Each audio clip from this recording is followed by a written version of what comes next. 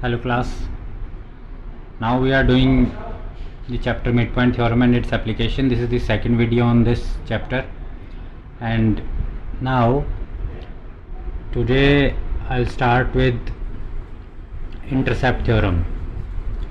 In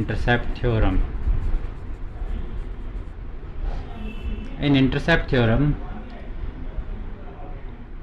if more than two parallel lines are given, more than two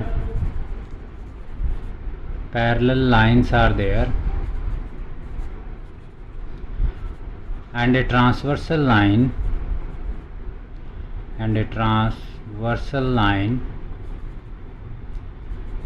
makes equal intercept,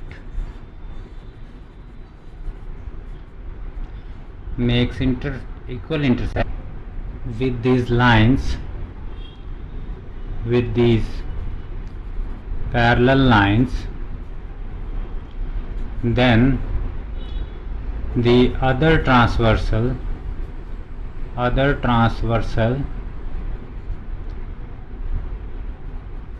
will also make equal intercept.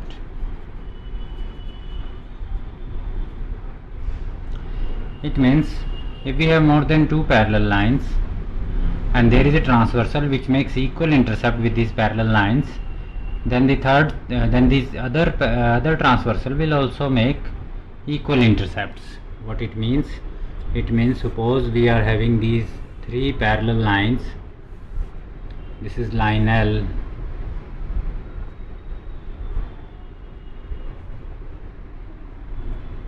so this is the other line M, and this is the third one, line N.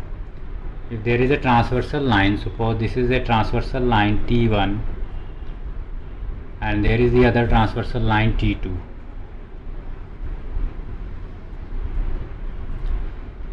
In this theorem it is given that L parallel M parallel N, more than two lines are parallel, T1 T2 are transversals, okay, and suppose this is the point A, B, C, and then we have D, E, F. These are the points, and it is also given that this line T1 makes equal intercept. T1 makes equal intercept means that AB will be equal to BC. Intercept means these two parts are equal. Okay. Now we need to prove that DE will be equal to EF. DE will be equal to EF. Only then these intercepts will be equal. So first we will do the construction part, because we have done the midpoint theorem. We know how to apply the midpoint theorem, so we will do it by applying midpoint theorem. So in that, what we will do in this construction part, for midpoint theorem we need a triangle, because only in a triangle that theorem can be applied. So I will say, suppose join A to F. Join A, this point is A, to suppose this point F, we join it, and suppose this is the point G. This is the point G. Join AF, which cuts BE at G. Suppose. So now what we need? We need this. So now proof. So now we are doing the proof of this. So for proof, we know that in triangle ACF, you can see this is the point A, this is C, this is F. Now to apply midpoint theorem, what we need? We need two midpoints, okay, and to prove and to apply converse of midpoint theorem, we need one midpoint, and the line should be parallel to the other line. This was the definition of the converse of midpoint theorem. Now in triangle ACF, we know that B is midpoint of B is midpoint of AC. Yes, it is given that AB and BC are equal, so it means B is midpoint of AC. And also we can say that this line BG is parallel to CF. We can also say this BG parallel CF. So it implies, now I am continuing here, now B is the midpoint of AC, G, this line BG is parallel to CF because line M and line M are parallel. So therefore in triangle ACF, G will be midpoint of AF by converse of midpoint theorem. By converse of midpoint theorem. Why by converse of midpoint theorem? Because in converse of midpoint theorem we have learned that if in a triangle from a midpoint of one side a line parallel to the other side is drawn, then it will cut the other side at the midpoint only. Okay, so this is by the converse of midpoint theorem. So it implies AG will be equal to GF because G will be the midpoint of AF. Now again we will move to triangle ADF. We will move to triangle ADF. In ADF we can clearly see that G is mid of AF and GE is parallel to AD. G is midpoint of AF and GE is parallel to AD. So again by converse of midpoint theorem we can see that E is midpoint of DF. E will be midpoint of DF, and this was the only thing which was required. E is the midpoint of DF means DE will be equal to EF, hence the proof. So this was the intercept theorem. Intercept theorem in which more than two parallel lines are there and one of the transversal makes equal intercept, then the other intercept will also do the same thing. Okay guys, next we will do some examples. Next we will start some examples based on midpoint theorem and intercept theorem, whatever we have learned. So in the first example we have to prove that if we join the consecutive sides of a quadrilateral, suppose this is a quadrilateral,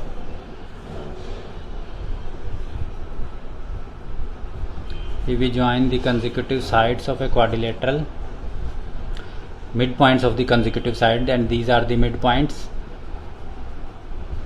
then we need to prove that the figure formed will be a parallelogram. That the figure formed will be a parallelogram. This is the most basic question. It means if you join the consecutive sides, midpoints of the consecutive sides of any quadrilateral, the figure formed will be a parallelogram.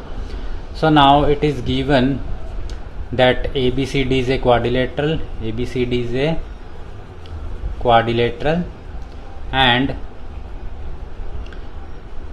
PQRS are midpoints of AB, BC, CD and DA respectively. These are the midpoints of these sides. Now what we need to prove? We need to prove that quadrilateral PQRS is a parallelogram. This is the symbol for parallelogram. We need to prove that this PQRS is a parallelogram. So for that, first we do the construction. We will join, suppose we will join D to B. We join D to B. This is one of the, you could say, the diagonal. So if you join the diagonal DB, now you can easily prove it. Now come here. Now we can see that in triangle CDQ, we have triangle CDQ. We can see that R and Q are midpoints. R and Q are midpoints of these two sides. If R and Q are midpoints of these two sides, then we can apply the midpoint theorem. What the midpoint? If we join the R and Q midpoints, then by midpoint theorem we can say that RQ will be parallel to DB and RQ will be half of DB. This was the result of midpoint theorem. We can say that these are equal. So similarly in triangle DAB, we can see that P and S are midpoints. So it means PS will be parallel to DB and PS will be half of DB. This is correct. So if in any quadrilateral we have the opposite pair of sides as parallel and equal, then the quadrilateral is parallelogram. So therefore PS is equal to RQ from these two equations, because these both are half of DB. Also PS will be parallel to RQ because both of these lines are parallel to DB, so they are parallel to each other.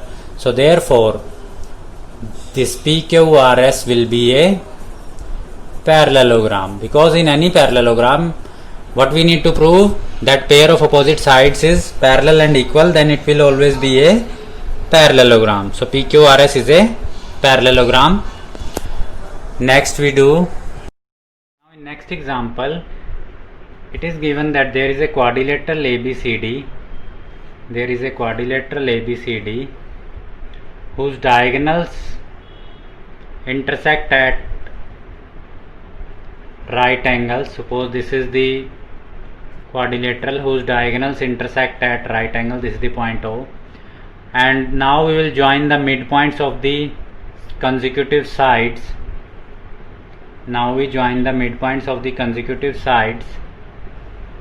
And we need to prove that this new quadrilateral is a rectangle. In all of the questions like this, first thing is this first example was that prove that this is a parallelogram. In any quadrilateral, if you join the midpoint of the consecutive sides, then quadrilateral will be a parallelogram. First part is this. So for this also, this question we have to do as it is. Okay. If I change in this, what extra thing is given, that if you join this AC, then this will be a right angle. Okay. Now look at this. This becomes the second example. Now PQRS will be a parallelogram. We have got this. So PQRS is a parallelogram. Okay. So next thing we can say, from here onwards, I am telling you, from here onwards we can say that this SR is parallel to AC. We know that SR will be parallel to AC because these are parallelogram, or you can say this is midpoints. S and R are midpoints by, you can say, by midpoint theorem in triangle DAC. In triangle DAC you can apply midpoint theorem, as S and R are midpoints, so SR will be parallel to AC. Suppose there is a point like this point is suppose T, and this point is suppose O, and this is suppose L. T, R, L, O. We are considering this part only. Okay. What we want to say, that this TR will be parallel to OL, because TR is part of SR and OL is part of AC. Similarly, we can say that RQ parallel DB. We know that RQ parallel DB by midpoint theorem in triangle CDQ. Okay. So therefore it implies, we can say RL will be parallel to OT. RL will be parallel to OT. So RL is parallel to OT. It is also there. So what we have? We have RL parallel OT and TR parallel OL. TR parallel OL, RL parallel OT. So TRLO is a parallelogram. Now if TRLO is a parallelogram, it implies that angle O will be equal to angle R, because opposite angles of a parallelogram are equal. Opposite angles of a parallelogram are equal. So this is angle O, this is angle R. These will be equal. So angle R will be 90 degrees. So angle R will be 90 degree. Now if this angle is 90 degree and the SR is parallel to PQ, so this angle, by co-interior angles property, we can say that this angle will be 90 degree because sum of co-interior angles is 180. Again these two lines are parallel. This is 90, so this will also be 90 because sum of co-interior is 180. This is also 90, sum of co-interior is 180. So it implies that all the angles will be 90 then. So therefore we can say that this PQRS is a rectangle. PQRS is a rectangle because opposite sides are parallel and equal and all the angles are of 90 degrees. So this is a rectangle. So PQRS is a rectangle. So this was the example 2, and what we have to use? We have to use example 1 as it is to solve the example 2. Okay, one more example we will do. In next example we have to prove that if we join the midpoints of the sides of a square, this is a square ABCD and I am joining the midpoints, so we need to prove that PQRS is also a square. PQRS is also a square. Now we know that this PQRS will be a parallelogram for sure. We know that PQRS will be a parallelogram for sure. Okay. Now what we can also see that RQ will be half of DB. I am just giving you the hint about this question. Okay, so I am not writing everything here. We know that RQ will be half of DB and RQ will be parallel to DB by midpoint theorem. Okay. Similarly, we can say that SR will be parallel to AC and SR will be half of AC. This is again by midpoint theorem. If we join this AC part, we can have this result also. SR will parallel to AC and SR will be half of AC. Now ABCD was a square. So therefore we know that diagonals of a square are equal. So DB and AC are equal because diagonals of a square are equal. So therefore we can say that SR will be equal to RQ. SR will be equal to RQ. Now come to the figure. PQRS was a parallelogram. First question what we have discussed, like that we have to do that PQRS is a parallelogram. Now what we have, SR equal to RQ. SR is this side, RQ is this side. So it means by doing so we know that RQPS is a parallelogram and the consecutive sides are equal. So therefore we can also say that PQRS will be a rhombus, because if all the sides of a parallelogram are equal, then it becomes a rhombus. If all the sides of a parallelogram are equal, then it becomes a rhombus. So it means PQRS is a rhombus.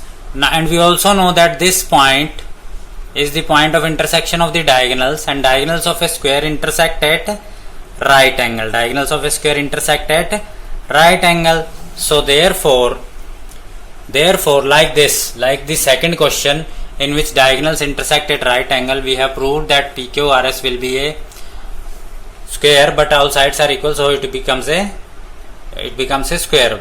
In the last example we proved that it is a rectangle. Now this part is 90. Again I repeat that this part, this length TR will be parallel to, suppose, OM. These two parts will be parallel. Yes. Again RM will be parallel to OT. Yes, we have done in the second question also. So this part will be a parallelogram and O angle will be equal to angle R. Angle O will be equal to angle R because opposite angles are equal in a parallelogram. So what we now know that all the sides are equal. All the sides are equal of this quadrilateral PQRS, and this vertex angle R is also 90 degree, and we can also see that all these angles will be 90-90 then, as discussed in the second example. So in a rhombus, PQRS we have proved is a rhombus, and we have got that all the vertex angle are 90. So therefore PQRS is a square. PQRS is a square. Okay. So this was the third example. These are the few examples. These type of questions we have to do. Okay, I hope you will like the video. Thanks guys for watching the video. Thank you.